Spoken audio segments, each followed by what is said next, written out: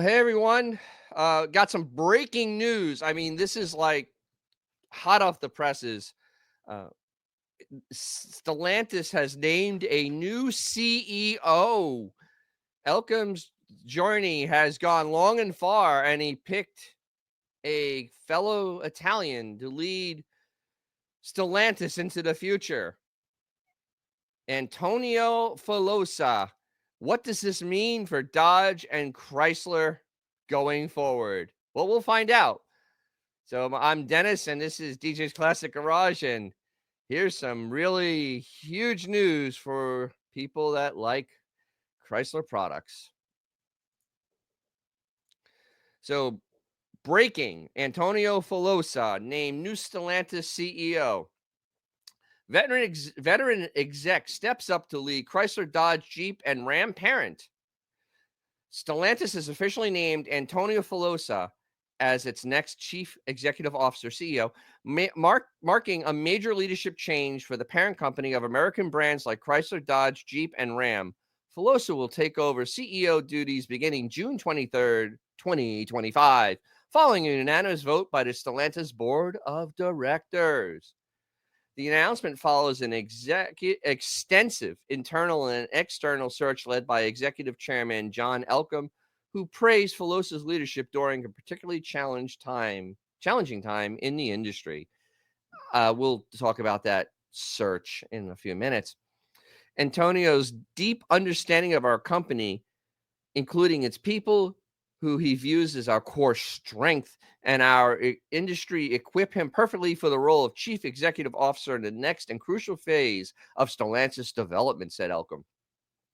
I have worked closely with Antonio over the past 6 months, during which time his responsibilities have increased, and his strong and effective leadership spanning both North and South America at the moment of unprecedented challenge has confirmed the excellent qualities he brings to the role.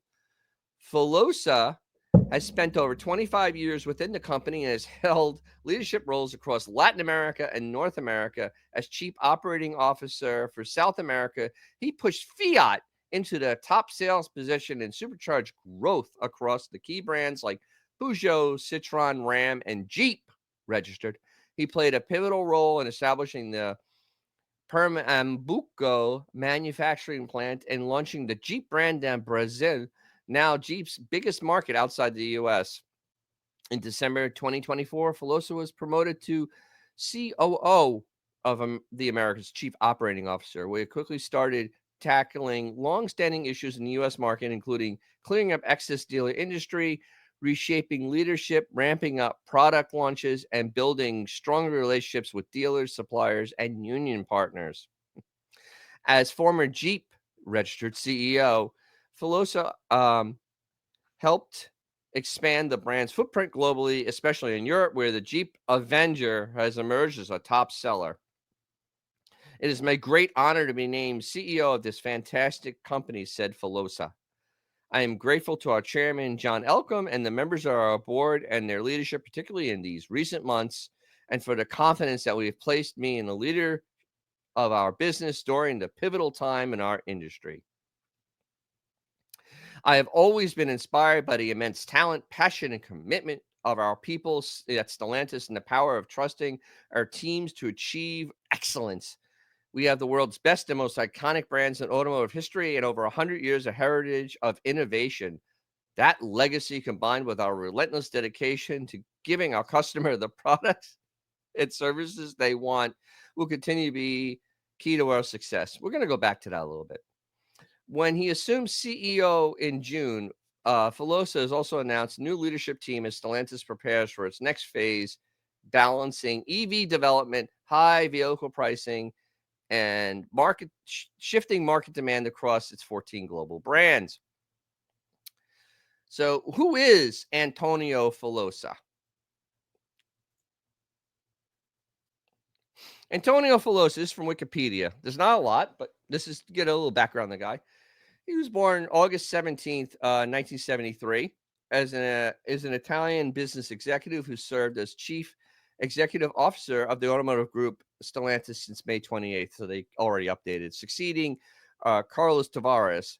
He previously held leadership roles at Fiat, FCA, and Stellantis, including CEO of Jeep brand and head of operations South America. Antonio Filosa was born in Naples, Italy. He graduated a degree in engineering, which most of them have, at the Polytechnic University of Milan, and later earned an executive MBA at Fundação Dom Cabral in Brazil. His career, he started his career in 1999 at Fiat, holding various positions in Europe, including Spain and South America. From 2005, he focused on Fiat Chrysler Automobiles, FCA operations in South America, becoming chief operating officer for the region in 2018. He retained that role after the merger of FCA and PSA to form Stellantis in 2021. In November 2023, Filosa was appointed CEO of the Jeep brand, replacing Christian Moynier. His mandate included reversing declining sales, particularly in the North American market, where Stellantis has lost market share. As of 2025, Jeep sales have been in decline since 2019. On May 28th, today, he was named CEO of Stellantis, succeeding Tavares, whose departure followed a profit and sales decline in 2024. That's part of the reason. His appointment was seen as a strategic move to restore confidence and revitalize the company's strategy under our chairmanship of John Elkann. Management style. Filosa is known for his approachable and collaborative leadership style, contrasting the more rigorous approach of his predecessor, Carlos Tavares. Basically, saying in a nice way that Tavares was a micromanager tyrant. He emphasized strong leadership with suppliers and employees, and highlighted during a meeting of North American Supply Advisory Council in 2025. Personal life, he's a native of Naples. He speaks fluent English with distinct Italian accent. Little else is known. So the guy keeps pretty personal. That'll change. So, what does this really mean? Okay. Well, first of all, by picking somebody in your inside the company, the search really wasn't that deep and that long and that hard. It isn't. I'm not saying it was not being thorough, but you end up picking stuff you're comfortable with. And Elkann, also an Italian, picked an Italian to be the head of the company that his family, has poured their lifeblood into. And it makes sense. It's comfort. It's somebody that you can trust because you have similar thought processes, you have similar values. But looking at it from a whole, this is terrible for Chrysler and Dodge. It couldn't be any worse. I mean, I love in the article they talk about how he ordered to have sales turn around the Jeep, and the sales kept on crashing. 2023 did that, and they still haven't recovered because Jeep has terrible product mix. And this guy is now the head of a company that is suffering in the United States. The United States is the most important car market in the world. I will say that again. The United States is the most important car market in the world. You could debate me on this, but unfortunately, China is a closed society where they have a communist government that basically props up their own companies and steals technology from other companies that do business there. So you should never do business in China. And it's not the same. Ferrari wanted as many races in the United States as they can for F1 because they want to sell product. BMW was the first to build plants here. The United States is a huge market for cars, especially luxury cars. Huge market. And, I want to hear your comments on this pick because, with all that said, I mean, what do you think about this type of pick? And you could debate me on the U.S. market, but unfortunately, facts don't lie. And manufacturers making sure they have good presence here tells me all I need to know. It tells me all I need to know. So as far as Chrysler and Dodge, I did a video here and then another video here, and I'll put them in the link below. On this is from last year, that pretty much I figured that both of them are dead, and Chrysler is the first one that's going to die. Chrysler has no product; they have nothing in the pipeline. They have a CEO that is just over her head. Christina Fuel is completely over her head. She just doesn't. She doesn't have a very good grasp of, or she just her hands are tied. But they have nothing. They were going to bring out EVs, which the market is now dead. And so Chrysler's. This guy is an outsider. He's not an American market guy. He doesn't have any history with Chrysler at all, except through FCA, which means nothing. So if I was the CEO and I had no ties to America, United States, I would literally look at Chrysler and go goodbye. I would immediately get rid of it because it's doing nothing except costing money in marketing. There's duplicate offices. There's all sorts of product. There's no product mix. It literally is a dead company. There's no way to save it quickly. You might as well just cut and run. So Chrysler is assured to be dead. Dodge, I did a thing on the Huracan 6, and that motor is engine. In Italian, motor means engine, so whatever. But that engine is garbage. In the Chargers, I've read many articles where they overheat. The computer systems brick on them. Everything about the car, they can't get it to market. It got delayed 3 times now. It's going to get delayed again. It may never come out. So they're stuck with now a 4-door EV no one cares about, and the 2-door EV, which no one cares about. They sell hundreds of them.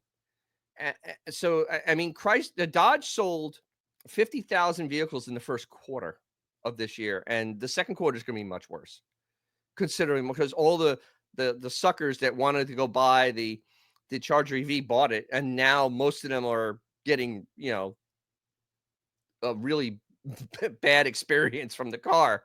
So you can only screw your customers so many times.